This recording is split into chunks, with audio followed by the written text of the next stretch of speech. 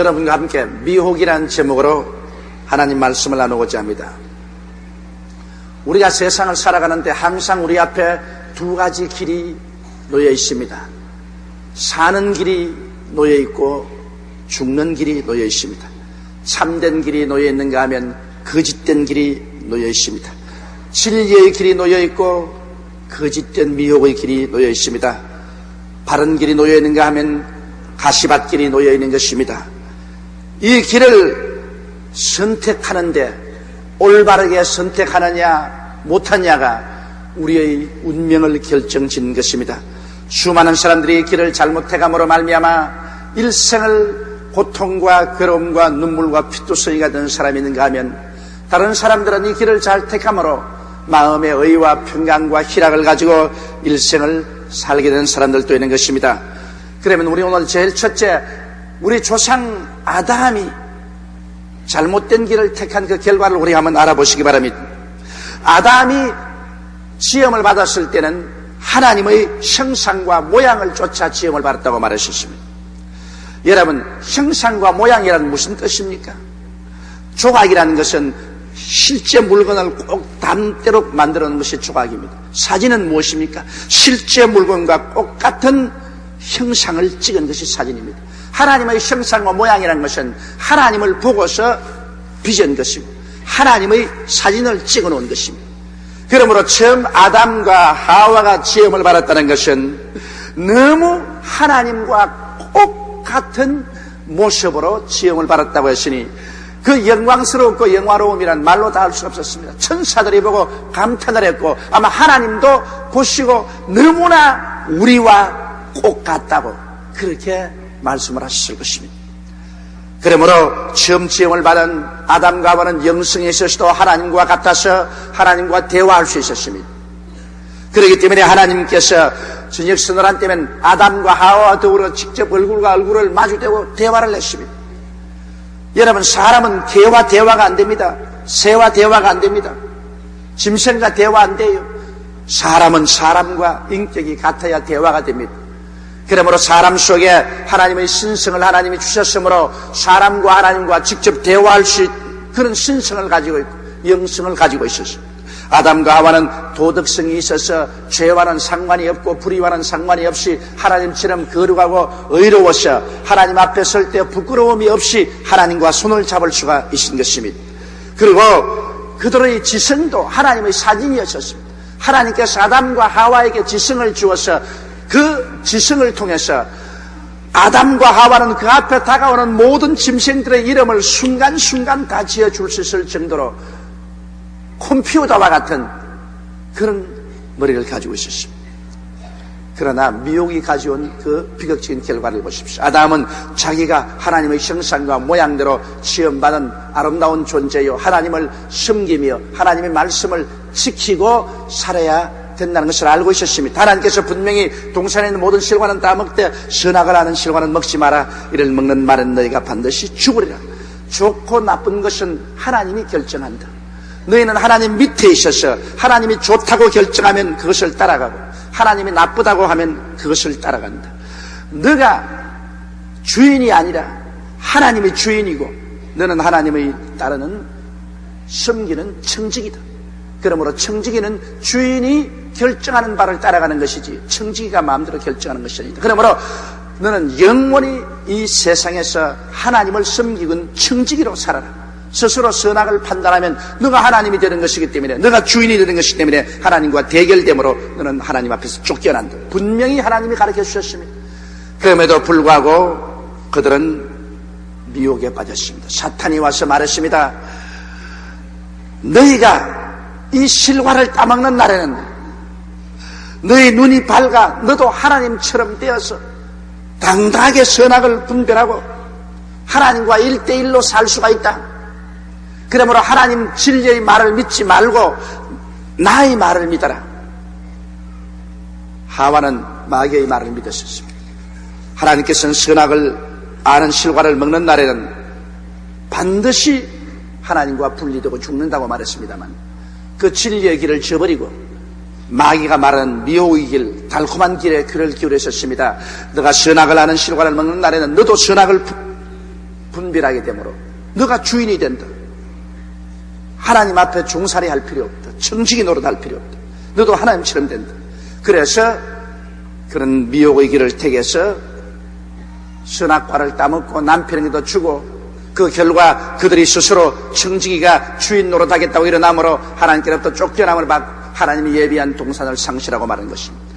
그들이 하나님의 형상과 모양만 잃어지고 문드러졌을 뿐 아니라 도덕성도 잃어버리고 의로움도 잃어버리고 지성도 잃어버리고 오늘날같이 인간은 타락한 존재가 되고 마는 것입니다. 오늘날 인간은 진실로 하나님이 처음 지은 인간의 모습의 근처에도 가지 않습니다. 그야말로 하나님 앞에서 인간은 영성이 상실되고 도덕성이 상실되고 지성이 문드러지고 그래서 비참한 존재로 타락되어 있는 것이 오늘날 인간의 모습인 것입니다. 오늘 인간은 저주로서 문드러진 존재가 바로 현실인 것입니다. 이래서 인간은 피조물의 위치를 떠나서 자기가 조물주처럼 행동하려고 하니까 무엇을 먹을까, 무엇을 입을까, 무엇을 마실까를 자기가 다 해결해야 되고 인간의 수많은 모든 문제를 자기가 걸머쥐고 자기가 책임져야 되겠는데 자기는 그것을 할 수 있는 능력이 없습니다. 그러므로 인류의 역사는 그 걸음마다 핏자국이요 절망이요 슬픔이 꽉 들어찬 것입니다. 하나님께서 아담아 내가 어디 있느냐고 말할 때 벌써 아담은 아버지 앞에서 종의 위치를 버리고 주인의 위치에 섰으며 청지기의 위치를 버리고 자기가 주관자의 위치에 섰습니다. 그러므로 이제부터는 인생은 내가 책임져야 된다. 이제는 모든 것을 너의 힘으로 살아야 된다. 그래서 그때부터 지금까지 인간은 자기의 인간의 수단과 방법으로 살려고 했고 그곳에서는 죄가 있고 죽음이 있고 허무와 무의미가 있고 절망이 있고 슬픔이 있는 것입니다. 이와 같이 여러분 우리가 조금만 잘못하면 미혹의 길에 떨어지게 되고 단순한 미혹이라고 생각하지만은 나중에 그 결과는 거창스러운 슬픔과 고통을 가져오게 되는 것입니다. 그러면 우리하고 두 번째 우리 마지막 아담 예수 그리스도를 보면 정말 감동할 수 있습니다. 예수님은 단호하게 하나님 말씀에 서서 미혹에 넘어지지 않았습니다. 처음 조상 아담이 타락했으므로 하나님께서는 새로운 인류의 조상을 보내셨습니다. 나사렛 예수를 통해서 이제 새로운 인류를 만들어냅니다. 처음 아담이 실패했기 때문에 하나님은 마지막 아담 예수를 보내셔서 예수님을 통하여 거듭나서 이제 새로운 인류를 만드는 것입니다. 그렇기 때문에 성경에 누구든지 그리스도 안에 있으면 새로운 피조물이라고 말했습니다. 처음 아담과 하와를 하나님 만든 것처럼 예수 안에서 하나님은 새로운 인류를 만드는 것입니다. 누구든지 그리스도 안에 있으면 새로운 피조물이라. 이전 것은 지나갔으니 보라 새 것이 되었도다. 예수 안에서는 이제 옛 아담이 아닙니다. 완전한 새로운 인류를 하나님께서 만드시는 것입니다. 그렇기 때문에 새로운 인류의 조상인 마지막 아담 예수 그리스도도 마귀의 시험을 받으셨습니다. 예수님께서 요단강에서 세례 받으시고 성령이 충만하시고 난 다음 광야에 들어가서 40주 40야 금시하시고 난 다음에 마귀가 와서 예수님을 또다시 시험했습니다. 예수님은 굶주려서 배가 고팠습니다. 예수님은 하나님 아들이십니다. 그가 스스로 선악을 판단할 수 있습니다. 스스로 배가 고프니까 내가 돌을 변화의 떡덩이로 만들어 먹을 수도 있고 안 먹을 수도 있는 것입니다. 예수님은 바로 하나님 아들이십니다. 그러나 예수님은 새로운 인류의 조상으로 오시고 새로운 인류의 대표로 왔기 때문에 철저히 당신 자신을 낮추어서 당신을 청지기의 위치로 종의 위치로 당신을 두었던 것입니다. 그럼에도 불구하고 그런 하나님입니다. 예수님은 완전한 하나님인데도 완전한 사람입니다. 그러므로 그는 사람의 위치를 지키기로 결심을 한 것입니다. 사탄이 와서 말했습니다. 배고프지? 그러므로 네가 하나님 아들이 아니냐? 너는 네가 원하는 대로 할 수 있지 않느냐? 이 돌을 변하여 떡을 만들어서 먹어라. 하나님의 능력을 이용해서 너 구복부터 먼저 채워라. 하나님 능력은 너 마음대로 쓸 수 있는 것이니까. 그러므로 하나님의 능력과 권세로 너 구복 채우는 것을 먼저 하라. 미혹의 길로 이끌어 주셨습니다.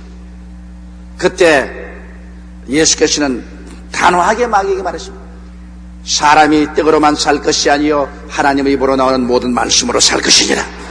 왜냐하면 하나님께서 이 돌을 떡으로 만들어 먹으라고 말씀하셨으면 그건 뭐 두말할 필요 없이 그대로 순종해서 돌을 떡으로 만들어 먹었을 것입니다만, 미혹의 영인 사탄이 와서 그렇게 하라고 하는데 사탄의 말을 듣고 돌을 떡으로 만들어 먹을 수는 없습니다. 예수님은 철저하게 자기가 선악을 판단하지 아니하고 오직 하나님께 선악 판단을 맡겼었습니다. 하나님이 선하다고 해야 그것을 하지, 하나님이 선하다고 하지 않을 때는 안 하기로 그는 마음속에 결심한 것입니다.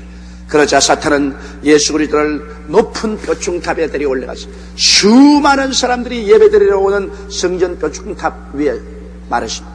뛰어내려라. 성경에는 말하기를 하나님이 천사를 보내어서 너 발을 받들어 너 발이 돌이 부딪히지 않게 하겠다고 말씀했지 않느냐. 사탄도 하나님 말씀을 인용합니다만 그것은 하나님이 주신 말씀이 아닙니다. 사탄이 준 말인 것입니다. 선악의 판단은 하나님이 하시지 사탄이 하는 법이 아닙니다. 뛰어내리는 것이 하나님 보기에 선하셔서 하나님이 하라고 하셨으면 뛰어내려도 좋습니다만 사탄이 하라고 하는데 예수님이 순종할 리가 없습니다. 예수님께서는 단호하게 사탄에게 말하셨습니다. 사탄아, 하나님을 시험하지 말라. 사탄은 말하기를 너는 하나님의 능력을 이용해서 사람들 앞에 인기를 얻어라. 그 뼈중탑에 떨어지시나 발이 돌에 부딪히지 아니하면 수많은 사람이 너가 하나님 아들인 줄 알고 인기를 얻고 너를 따르고 너야말로 사람들 앞에서 굉장한 존재가 될 것이다.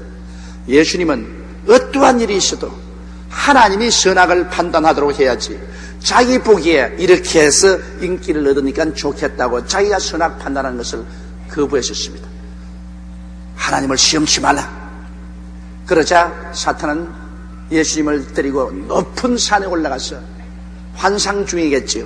순식간에 온천하 만국의 영광을 다 보이면서 네가 내게 절하면 이 모든 것을 내게 주겠다. 이것은 내게 넘겨준 것이므로 내가 원하는 자에게 줄 수 있다.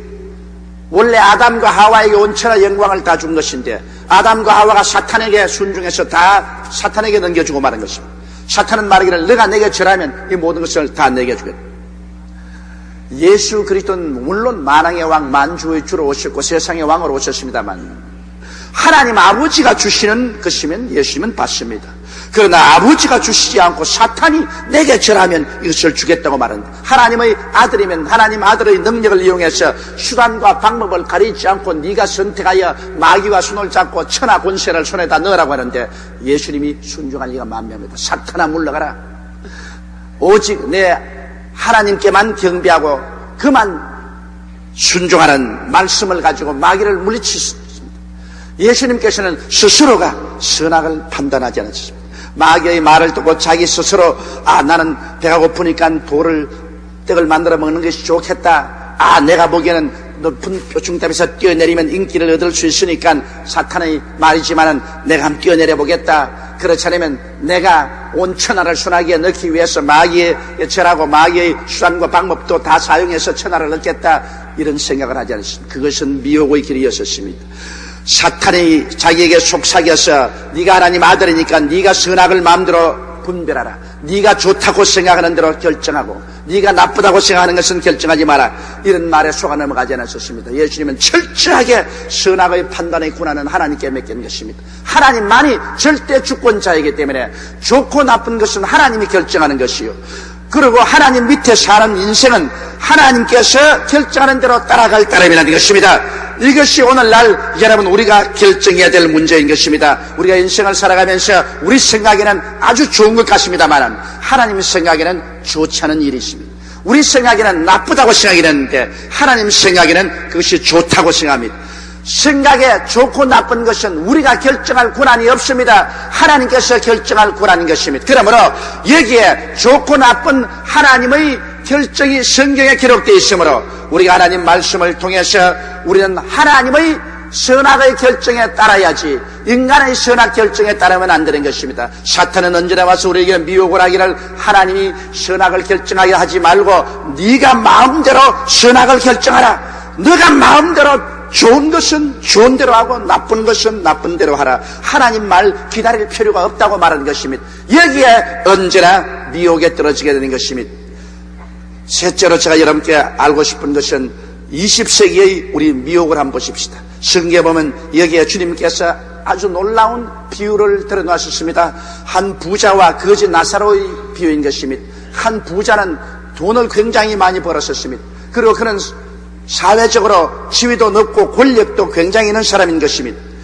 이 부자는 굉장히 그 마음속에 현실적이고 물질주의적인 사람이었습니다. 물질 만능주의로서 그는 있는 힘을 다해서 수단과 방법을 가리지 않고 물질을 모았었습니다. 그리고 권력과 출세 만능주의로 물질을 잘 사용하고 줄을 잘 타서 그는 자색 옷을 입은 아주 권력 있는 사람이 된 것입니다. 그리고 그는 쾌락 만능주의로 매일같이 주지 육림에 빠져서 연락하며 살았었습니다. 그는 현실과 세속 제일주의로 살았던 것입니다. 이야말로 그는 미혹의 가장 깊은 수렁에 빠진 것입니다. 왜냐하면 오늘 이 세상에 사는 것밖에 없다. 내일은 죽고 나면 아무것도 없는 것이다. 인간은 육체밖에 없는 것이니 육체가 죽으면 흙으로 돌아가면 그뿐이다. 살아있을 동안에 그러므로 물질도 마음대로 모으고 권력과 출세를 수단과 방법을 가리지 말고 하고 쾌락을 누리고 현실 세계 속에서 현실의 속에서 세속만 따라서 사는 것이 좋다고 그렇게 마귀가 미혹을 했는데 그 길을 택한 것입니다. 그러나 하나님께서는 이 부자 바로 대문 앞에 거지 나사로를 갖다 놓으신 것입니다. 그의 대문 앞에 바로 진리의 파수꾼 나사로가 와서 앉아있는 것입니다. 나사로는 하나의 거지가 아니었습니다. 그는 하나님이 보내신 진리의 파수꾼이었습니다. 나사로는 그 대문 앞에 앉아가지고 매일같이 하나님께 기도를 하고 있습니다. 이 부자는 그걸 보았습니다. 매일같이 그는 엎드려서 기도를 하고 그 대문 앞에서 하나님을 찬미하고 하늘나라의 소망을 두고 있으며 자기 밥상에 떨어진 부스러기를 먹으면서도 이 세상 중심으로 살지 않고 하나님 중심으로 살았었습니다. 여기에 극히 대주된 두 사람이 있습니다. 한 사람은 미혹에 빠졌으며 한 사람은 진리에 서서 삽니다. 한 사람은 세속주의자고 한 사람은 신본주의자인 것입니다. 그런데 이 진리의 파수꾼이 거기에 앉아서 밤낮 부자 앞에서 하나님을 찾고 하나님께 기도하고 하나님께 찬미하고 있는 것을 보고서도 이 부자는 그 마음속에서 미혹의 길에서 벗어나기로 작정하지 않았었습니다. 그는 결심하고 이 세상만 추구했었습니다. 오늘날 세계와 똑같은 것입니다. 여러분, 오늘날 교회는 이 세상에 준 진리의 파수꾼입니다. 오늘날 세상은 이 세상에 교회가 두어져서 교회는 이 세상이 곧 하나님의 심판으로 말미암아 멸망할 것을 끊임없이 예언하고 있는 것입니다. 더구나 1990년도가 왔습니다. 이제 서력기원 2000년대는 10년밖에 남지 않았었습니다. 하나님께서 엿새만의 천지를 지으시고 제7일째는 쉬셨습니다. 요한계시록에 보면은 벌써 1천년 안식년이 결정되어 있습니다. 하나님은 하루가 1000년 같고 1000년이 하루 같다고 말했는데 그렇다면 벌써 1000년 안식년이 기록되어서 기다리고 있다면 이 역사는 6000년 만에 종결 지낸다는 깊은 상징적인 의미를 하나님께서 부여하고 있지 않겠습니까? 그렇다면 오늘날 우리가 사는 이 시대는 마지막 세대인 것입니다. 그러므로 1900년대부터 시작해서 하나님은 성령을 비와 같이 부어주고 있는 것입니다. 모든 잠자는 교회를 깨우치고 있는 것입니다. 모든 잠자는 성도들이 깨우치고 있는 것입니다. 그리고 주님 오실 날이 우리 눈앞에 가까이 오고 있는 것을 우리가 압니다. 하나님께서는 고르바초프 같은 도저히 역사상 우리가 생각할 수 없는 인물을 소리내서 이렇게 세워가지고서 동구나파를 해방시켜버리고 말하셨습니다. 그래서 옛 로마 판도에 있던 나라들이 공산주의, 자유민주주의 할 것 없이 합쳐서 고라파 통일을 가져올 수 있도록 만들고 저 그리스도가 나타날 수 있는 길을 대낮처럼 환하게 열어놓아버리고 말한 것입니다. 그래서 세계는 이제 전 관심을 고르바초프와 유럽 통합의 정신을 팔고 있는 것입니다. 어디 가도 고르바초프, 어디를 가도 유럽 통일입니다. 사람들은 이것을 말하고 있으면서도 이 현실적 역사 속에서 이 상황 속에서 어떻게 하면 유럽 통합을 통해서 더 큰 부자가 될까, 더 큰 권력을 얻을까, 더 쾌락을 얻을까, 더 현실 세계 속에서 살까 애를 쓰고 있습니다. 그러나 성경을 아는 우리들은 이 모든 역사적인 변화 속에서 세계가 흘러가는 의미를 우리는 해석하고 있는 것입니다. 이제 세계는 마지막 종말을 향하여 달려가고 있다는 것을 알고 있는 것입니다.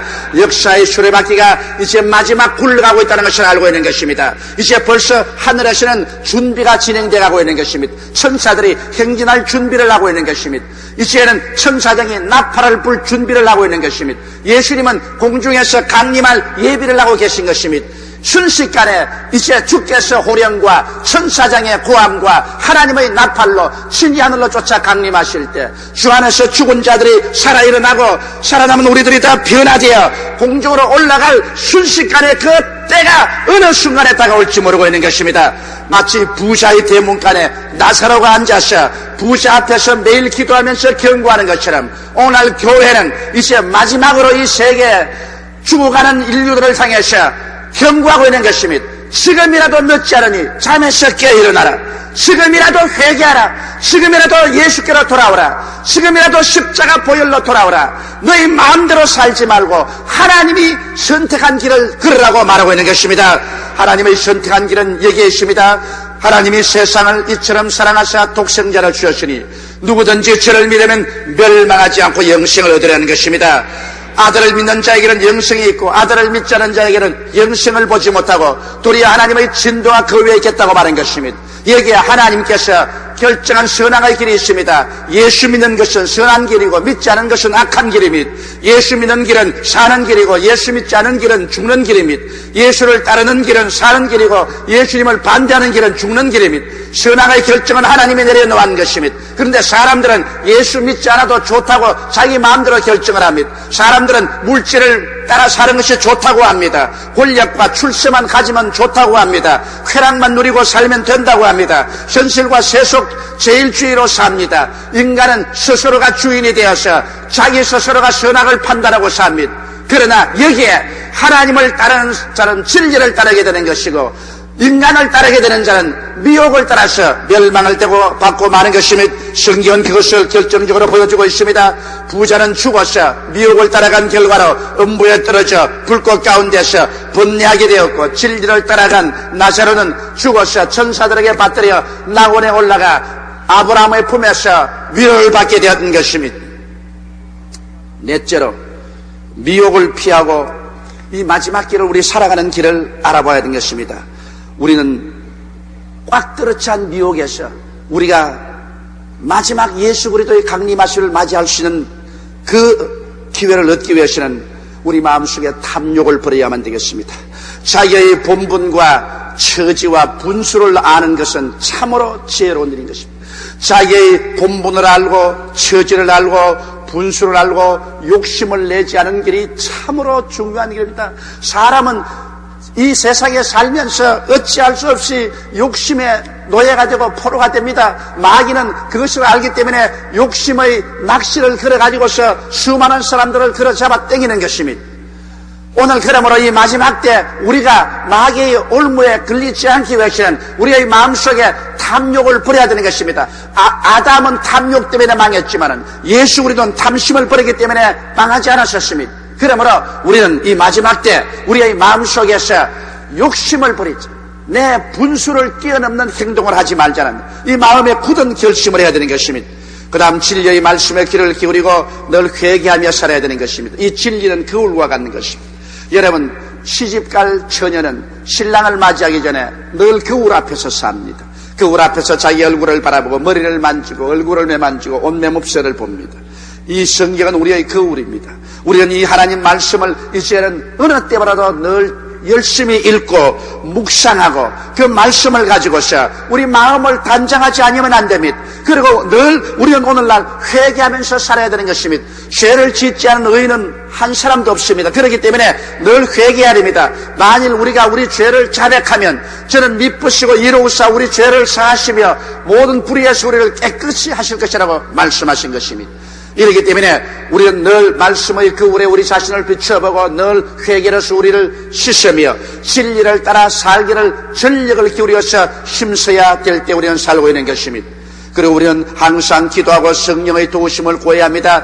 성령도 우리 연약함을 도우시기 위해서 이 땅에 와 계신 것입니다. 우리의 힘으로는 이 미로와 같은 세상에서 이 미혹의 길을 이겨갈 수가 없습니다. 그렇기 때문에 하나님께서는 우리의 연약함을 도우기 위해서 보혜사 성령을 우리에게 보내주신 것입니다. 이러므로 우리는 기도를 통하여 예배를 통하여 성령님과 매일 동행해야 됩니다. 그 때문에 제가 여러분에게 이제 말세가 될수록 교회 주일 출석만 할 뿐 아니라 수요일날 공부에도 출석하고 매일 집에서 가정 예배를 통해서 하나님과 하나님과 교제하고 성령과 교통하라고 하는 말이 그 말인 것입니다. 성령께서 우리 연약함을 도와주시는 것입니다. 성령이 우리에게 늘 마음에 심령을 소생케 하며 늘 기도하게 만들며 말씀을 사모하게 만들며 하나님 앞에 간절한 심정을 가지도록 도와주시는 것입니다.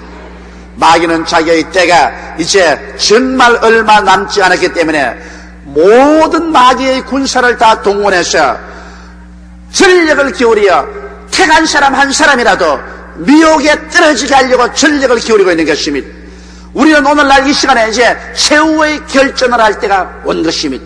예수 그리스도께서 십자가에 못 박인 지 정간 2000년의 세월이 지나가셨습니다. 이제는 모든 것을 완성시킬 때가 왔습니다. 이제 추수가 끝날 때가 왔습니다. 이제는 최후의 결전장이 왔는 것입니다. 이때 우리의 영혼을 대적해서 우는 사자같이 두루다니며 삼킬자를 찾는 원수마귀와 우리는 최후의 결전의 태세를 가지고 싸우며 우리 영혼을 보존할 뿐 아니라 수많은 영혼들을 주께로 이끌어가는 일에 우리는 전심전력을 기울여야 될 것인 것입니다. 이제는 주님께서 곧 오십니다. 옛날 세례 요한이 말한 것처럼 회개하라! 천국에 가까이 왔다 왔는데 오늘 우리는 말합니다. 회개하라! 예수님이 이제는 곧 오시게 되었다. 주 예수 그리스도의 강림이 이제는 우리 눈앞에 다가오는 것을 알고 우리는 매일매일 오늘이 예수님 만날 날이리라, 내일이 예수님을 만난 날이리라, 그것을 생각하면서 사는 여러분 되시기를 주의 이름으로 축원합니다.